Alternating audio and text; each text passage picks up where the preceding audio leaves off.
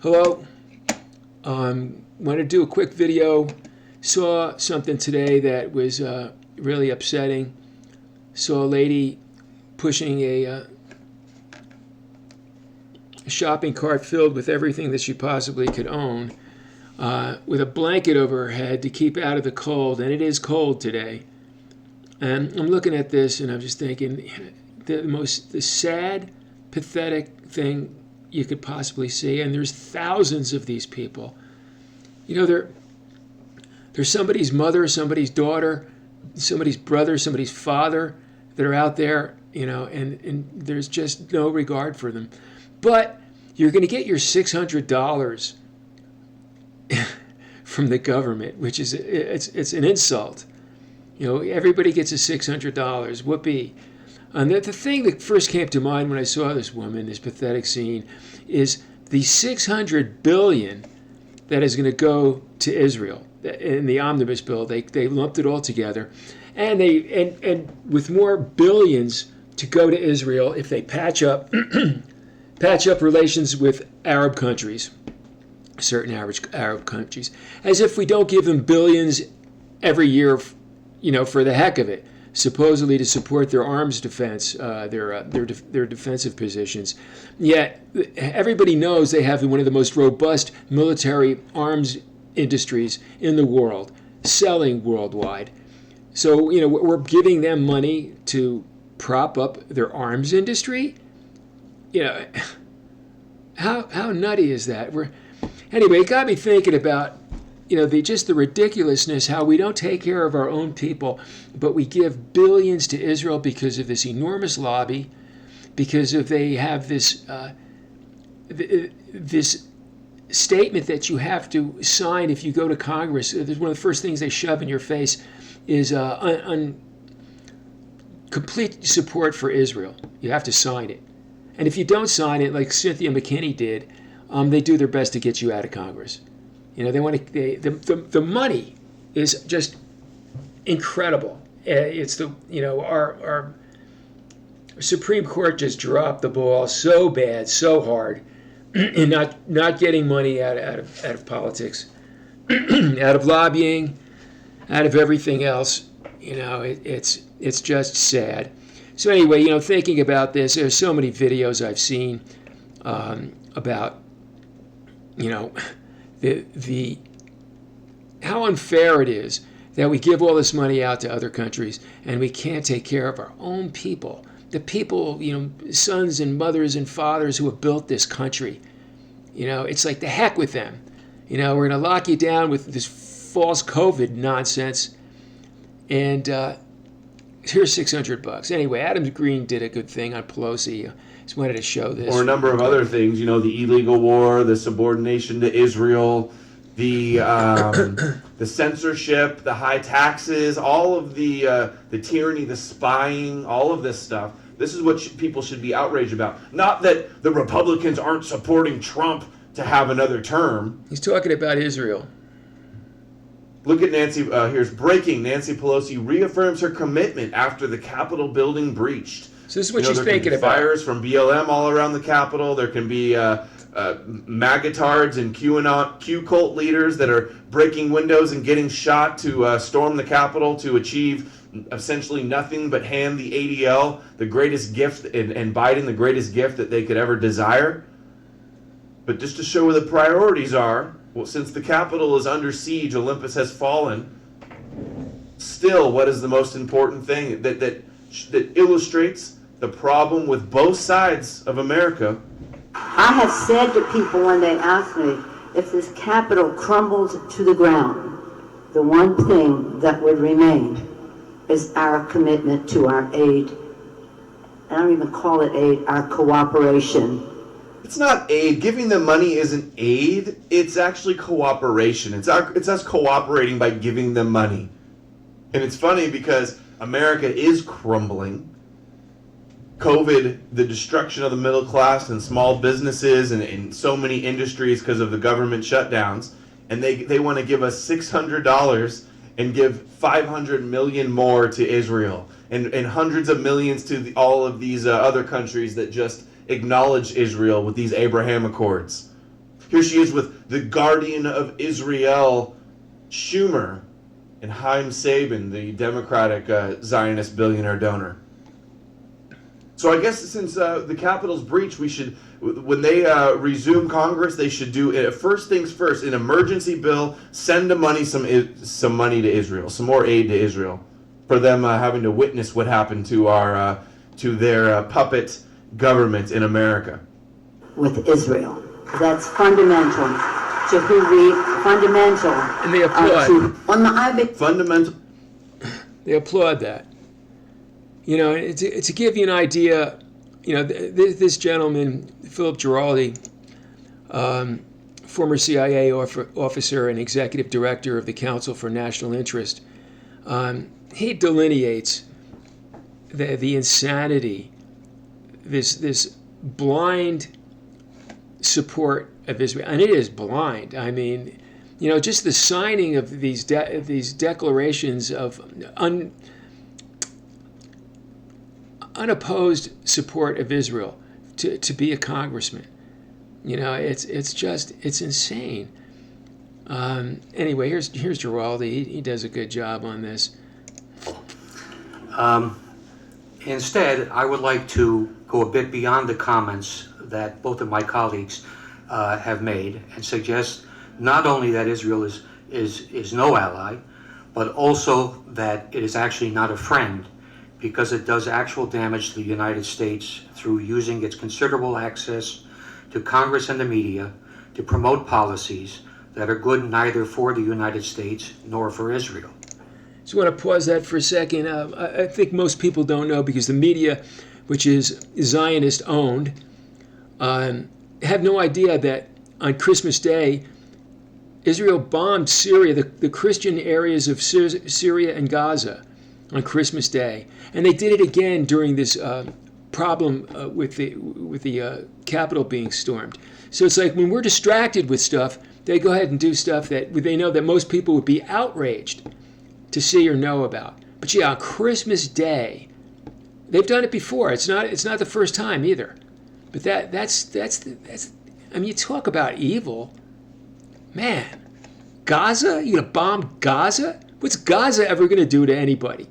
You know, they set off supposed rockets to attack Israel that are no more than, you know, fireworks flares. I don't know. I'm sure you've all heard the expression that a friend does not let a friend drive drunk. Well, the United States has been driving drunk for quite some time, and that dangerous behavior has to some extent been encouraged by Israel and its many supporters in Washington. Israel might or might not have been an actual enabler of the disastrous American invasion of Iraq, but it is undeniably true that American officials extremely close to the Israeli government were behind the rush to war and the forgery of phony intelligence that fed the process. If the United States goes to war with Iran in the near future, it will not be because Tehran actually threatens America. It will be because Israel and its powerful lobby in the U.S. have succeeded in creating an essentially false casus belli to mandate such action. Prime Minister Benjamin Netanyahu, who once commented that 9/11 was good for Israel, yeah, I think he also mentions the dancing Israelis, which most people have no idea about. They haven't heard of that. That there were Israelis across the river parked in a parking lot with cameras, all set up, waiting for the jets to hit the buildings and watch the buildings fall. How did they know about it? How did they know to be all set up and watch the buildings? You know, think about it. Repeatedly sought to commit our government to draw red lines that would narrow options for the White House and de facto require it to take action with the military against Iran. Congress is meanwhile advancing legislation that would commit the United States to intervene militarily in support of a unilateral Israeli attack, meaning that Israel could easily be empowered to make the decision on whether or not the U.S. goes to war. Nothing relating to Israel is quite like the U.S. interaction with other countries. Delinda and Janet have outlined the dollar costs and special financing arrangements that go to support Israel, measures that are not in place for any other nation. Congress also approved on Wednesday, as part of the United States-Israel Strategic Partnership Act, by a vote of 410 to 1, an Israeli exemption from the reciprocity mandated by the so-called visa waiver program. Israelis will be able to travel freely to the United States, while their government will be allowed to refuse entry to American citizens. This is a privilege that is granted to no other country. One congressman has recently even introduced a bill to cut off federal funding for any academic organization that engages in boycotting Israel. Boycotting other countries is okay. Israel interferes in American elections, most recently on behalf of Mitt Romney. It has corrupted our Congress. Its head of government publicly rebukes our own head of state. Government ministers insult and ridicule John Kerry, and its intelligence officers actually provide alarmist and inaccurate private briefings for American senators on Capitol Hill. I also would not doubt that Israel, accustomed to behaving with impunity towards its alleged friend and patron in Washington, might manufacture a pretext to draw the U.S. into a new conflict.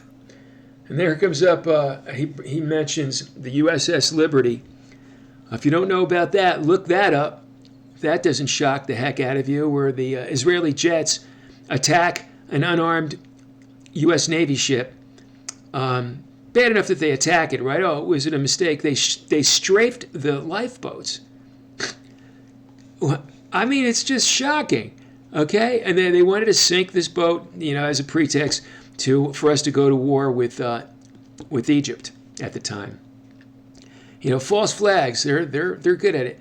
And if you don't think 9/11 was a false flag, there's so much to look into there. Just a little bit of research, and you'll be convinced. Something reminiscent of the Lavon affair in Alexandria, Egypt in 1954, or the false flag attack on the USS Liberty in 1967. Israel currently strongly supports using force to intervene in Syria, a proposition that is opposed overwhelmingly by the American public. In short, Israel has no reluctance to use its enormous political and media clout in the U.S. to pressure successive administrations to conform to its own foreign and security policy views. One other very good reason why Israel should not receive billions of dollars in military assistance annually is its persistent espionage against the United States. Grant Smith has described how Friends of Israel stole enriched uranium from a Pennsylvania refinery to create a nuclear arsenal. More recently, we have learned how Arnon Milchan, a Hollywood producer born in Israel, arranged for the illegal purchase of 800 nuclear triggers. Milchan picked up an Oscar last Sunday without any interference from the FBI. The existence of a large-scale Israeli spying effort at the time of 9/11 has been widely reported, incorporating Israeli companies in New Jersey and Florida, as well as hundreds of art students nationwide. 5 Israelis from one of the companies were observed celebrating against the backdrop of the Twin Towers going down. That was the dancing Israelis. And the art students, that's another thing to look up. Art students, you should see the drawings they did. Before the towers went down, they did drawings of a tower exploding. While it is often observed that everyone spies on everyone else, particularly true if one is referring to our own NSA, espionage is a high-risk business that most countries are extremely careful when they are spying on friends because of fear of blowback. Israel, which relies on Washington for billions of dollars in aid and also for political cover in international fora like the UN, does not spy discreetly, largely because it knows that few in Washington will seek to hold it to account. There were, for example, no consequences for the Israelis when Israeli Mossad intelligence officers, using passports and pretending to be Americans, recruited terrorists to carry out attacks inside Iran, as noted by Mark Perry this morning. Israelis using U.S. passports in that fashion put every American traveler at risk. Israel, where government and business work hand in hand, has obtained significant advantage by systematically stealing American technology with both military and civilian applications. The U.S. developed technology is then reverse engineered and used by the Israelis to support their own exports. Sometimes when the technology is military in nature and winds up in the hands of an adversary, the consequences can be serious. Israel has sold advanced weapon systems to China that are believed to incorporate technology developed by American companies, including the Python 3 air-to-air missile and the Delilah cruise missile. There is evidence that Israel has also stolen Patriot missile avionics to incorporate into its own Arrow system, and that it used U.S. technology obtained in its Lavi fighter development program, which was funded by U.S. taxpayers, to help the Chinese develop their own J-10. The reality of Israeli spying is indisputable. I might cite the names of Jonathan Pollard, Ben Ami Kaddish, Stuart Nozet, and Larry Franklin as spies for Israel have been caught, but they are only the tip of the iceberg. Israel always features prominently in the annual FBI report called Foreign Economic Collection and Economic and Industrial Collection. The 2005 report states, Israel has an active program to gather proprietary information within the United States. These collection activities are primarily directed at obtaining information on military systems and advanced computing applications that can be used in Israel's sizable armaments industry. It adds that Israel recruits spies, uses electronic methods, and carries out computer intrusion to gain the information. A 1996 Defense Investigative Service report noted that Israel has great success stealing technology by exploiting the numerous co-production projects that it has with the Pentagon. It says, placing Israeli nationals in key industries is a technique utilized with great success. A General Accounting Office examination of Something China does too. espionage directed against American defense and security industries described how Israeli citizens residing in the U.S. had stolen sensitive technology to manufacture artillery gun tubes, obtained classified plans for reconnaissance systems, and passed sensitive aerospace designs to unauthorized users. Think about Trump with Jared Kushner, and they're getting high-level security clearances. You know, I mean, he was Trump. Like him or hate him, what an idiot! What a complete idiot! He just gave away the house, you know, to Jared Kushner. Went back to report to Netanyahu on a regular basis with a security clearance. Just amazing.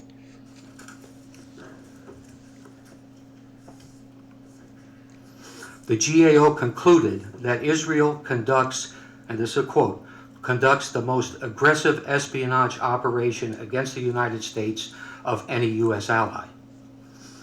In June 2006, a Pentagon administrative judge overruled an appeal by an Israeli who had been denied a security clearance. And you can imagine that, an Israeli with a security clearance at the Pentagon.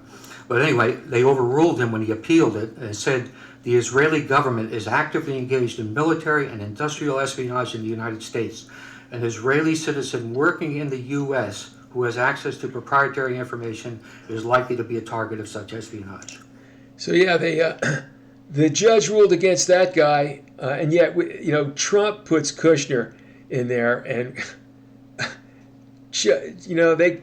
they won. They won. More recently, FBI counterintelligence officer John Cole has reported how many cases of Israeli espionage are dropped under orders from the Justice Department. He provides a conservative estimate of 125 viable investigations into Israeli espionage involving both American citizens and Israelis that were stopped due to political pressure. So the answer to the question, is Israel an ally of the United States, is most definitely no. Is it even a friend? Well, I suppose there are all kinds of friends in the world, but if you judge Israel by its record on how it interacts with the American government and people, I think the answer would also have to be no. Thank you. So there you have it.